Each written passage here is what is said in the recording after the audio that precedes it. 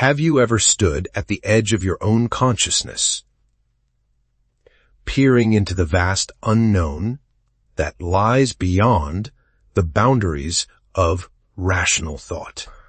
That liminal space, where certainty dissolves and possibility begins, is what philosophers throughout history have grappled with in their quest to understand the nature of human existence. Consider for a moment the last time you felt truly lost, not physically, but metaphysically. That sensation of groundlessness, of floating in an ocean of uncertainty, is precisely where our journey begins. The philosophical concept of the void isn't merely an absence, it's a presence that challenges our very understanding of reality and consciousness.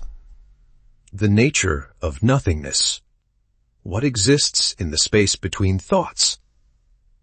This seemingly simple question has perplexed philosophers for millennia. The void, far from being empty, represents the fertile ground from which all possibilities emerge. It's the canvas upon which consciousness paints its masterpiece of experience. When we speak of this philosophical void, we're not discussing a physical emptiness, but rather a metaphysical state that exists at the intersection of being and non-being. Think of it as the space between your thoughts, not empty, but pregnant with potential. The existential dance, imagine consciousness as a dancer performing on the edge of an infinite abyss. Each movement, each choice, is a step into the unknown. This dance with uncertainty isn't just a metaphor, it's the fundamental condition of human existence. The void beckons us to confront our own finitude, while simultaneously offering the possibility of transcendence. But here's where it gets interesting. This confrontation with nothingness isn't something to fear. Rather, it's the very thing that gives meaning to existence. Without the void, there would be no space for creation, no room for growth, no possibility for transformation. The mirror of consciousness. When we gaze into the void, what we're really seeing is a reflection of our own consciousness. This reflection reveals not just who we are, but who we could become. It's a paradoxical mirror that shows us both our limitations and our infinite potential. The ancient philosophers understood this dynamic well. They recognized that true wisdom begins when we acknowledge the limits of our knowledge. This recognition isn't a defeat, it's an invitation to explore the unknown territories of consciousness. The psychology of the void, modern psychology, has given new language to what the ancients intuited. The unconscious mind, with its vast repository of untapped potential, mirrors the philosophical void. It's a space where opposites coexist, where logic bends, and where transformation becomes possible. Consider the moment between sleeping and waking, that liminal space where reality seems fluid and malleable. This state offers a glimpse into the nature of consciousness itself, revealing how our minds navigate the boundary between known and unknown. The creative potential. The void isn't just a philosophical concept, it's a creative force. Artists, writers, and innovators throughout history have drawn inspiration from this wellspring of potential. When we embrace uncertainty, we open ourselves to new possibilities, new ways of thinking, and new forms of expression. Think of a blank canvas. Its emptiness isn't a limitation. It's an invitation to create. Similarly, the philosophical void presents with the opportunity to author our own meaning, to paint our own reality on the canvas of existence. The ethics of emptiness. This understanding of the void has profound implications for how we live our lives. If existence emerges from nothingness, then every moment is an opportunity for creation and renewal. This perspective shifts our ethical framework from one based on fixed rules to one grounded in creative responsibility. When we recognize that meaning isn't given, but created, we become responsible not just for our actions, but for the very framework within which we judge those actions. This is both liberating and terrifying, exactly the kind of paradox that the void presents us with. The social dimension. The philosophical void doesn't exist in isolation. It manifests in our social relationships and institutions. The spaces between people, the gaps in understanding, the potential for connection and disconnection, these are all expressions of the same fundamental dynamic. Consider how social media has created new forms of void spaces, where meaning is simultaneously present and absent, where connection and isolation coexist. These modern manifestations of the void challenge us to rethink our understanding of human relationship and community. The future of consciousness, as we stand on the brink of technological revolution, with artificial intelligence and virtual reality reshaping our understanding of consciousness. The philosophical void takes on new significance. What does it mean to be conscious in an age where the boundaries between human and machine, real and virtual, are increasingly blurred?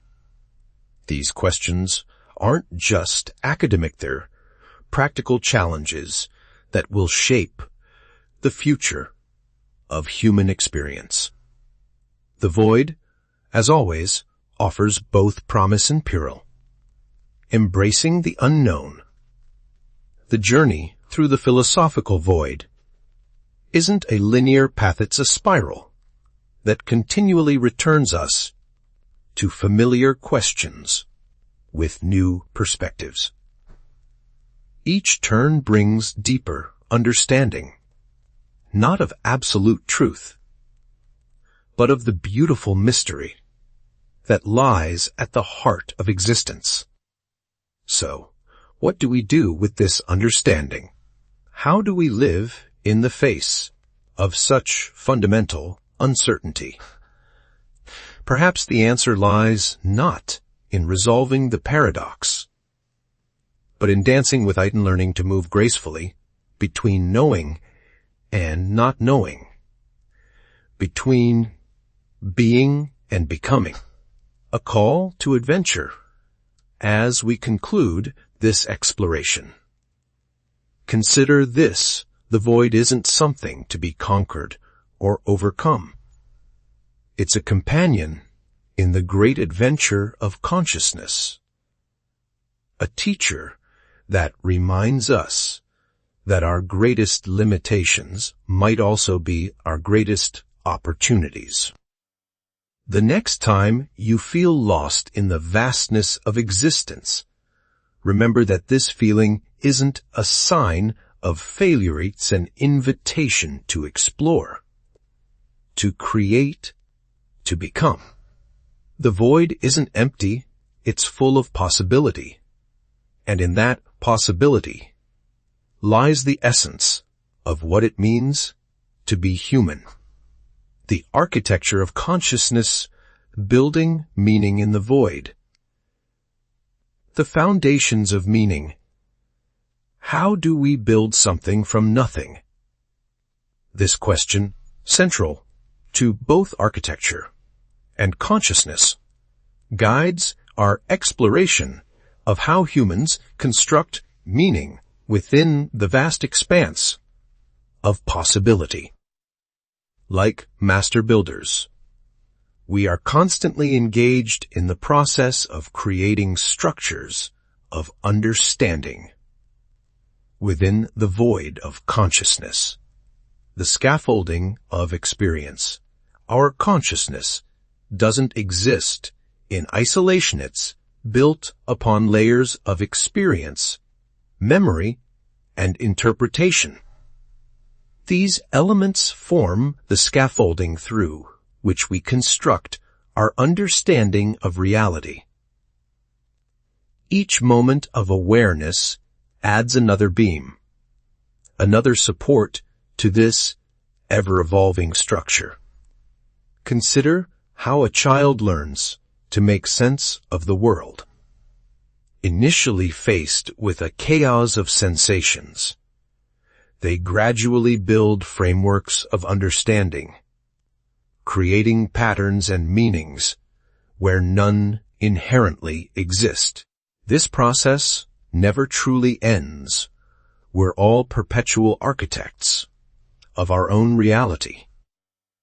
The materials of mind. What are the raw materials from which we construct consciousness? Language serves as our primary building block, allowing us to shape abstract thoughts into concrete forms. Emotions act as the mortar, binding our experiences together into coherent narratives. Memory provides the foundation, while imagination offers the blueprints for future construction. The geometry of thought. Just as architecture follows certain mathematical principles, consciousness exhibits its own internal geometry. Ideas connect to form patterns. Concepts align along axes of meaning, and thoughts flow through channels carved by habit and intention. This mental architecture isn't random. It follows the laws of psychological physics, where attraction and repulsion between ideas shape our mental landscape. Windows of perception. Every conscious structure needs windows points where the inner world meets the outer. Our senses serve as these windows, but they're not mere passive openings. Like stained glass, they color and transform the reality they let in.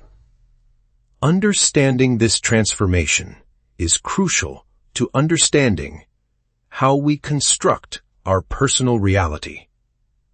The room of memory. Within our mental architecture, memory forms unique space rooms where past experiences are stored and transformed. But unlike physical rooms, these spaces are dynamic, their contents shifting and reorganizing with each new perspective. The architecture of memory isn't fixed, it's constantly being renovated by the present moment. Corridors of connection. How do different aspects of consciousness connect. Like corridors in a complex building, neural pathways link different areas of understanding. These connections aren't just functional, they're essential to how we move through our mental space, creating meaningful relationships between seemingly disparate ideas. The gardens of growth. Every great structure needs space for growth. In consciousness, these are the gardens where new ideas can take root and flourish. Like skilled landscapers, we must tend these spaces, providing the right conditions for mental and spiritual growth while pruning away what no longer serves us. The architecture of identity, perhaps the most ambitious project in consciousness, is the construction of the self. This isn't a single room or wing, but an entire complex of interconnected spaces that we label as I. Understanding this architecture helps us recognize the fluid, constructed nature of identity. Renovating reality. The most empowering aspect of understanding consciousness as architecture is recognizing our ability to renovate and rebuild. We're not trapped in the mental structures we've inherited or initially built. With awareness and intention, we can redesign our inner spaces to better serve our growth and understanding. The social blueprint. Individual consciousness doesn't exist in isolation. It's part of a larger architectural complex we call culture. Our personal mental constructions both influence and are influenced by this broader social architecture. Understanding this relationship helps us navigate the interaction between individual and collective meaning-making. Sustainable consciousness. Like modern architects considering environmental impact, we must think about the sustainability of our mental constructions. How do we build internal structures that can adapt and evolve without collapsing under the weight of new information or experience? This question becomes increasingly crucial in our rapidly changing world. The future framework. As we look to the future, the architecture of consciousness faces new challenges and opportunities. Digital spaces blend with mental ones. Artificial intelligence offers new tools for construction, and virtual reality expands our concept of what's possible in the realm of experience. Building together. The great project of consciousness isn't a solitary endeavor. We're all architects working on different parts of the same infinite structure. By understanding the principles of mental architecture, we can better collaborate in the construction of meaning and reality. The eternal construction site. Consciousness, like any great architectural project, is never truly finished. There's always another room to explore, another window to open, another garden to plant.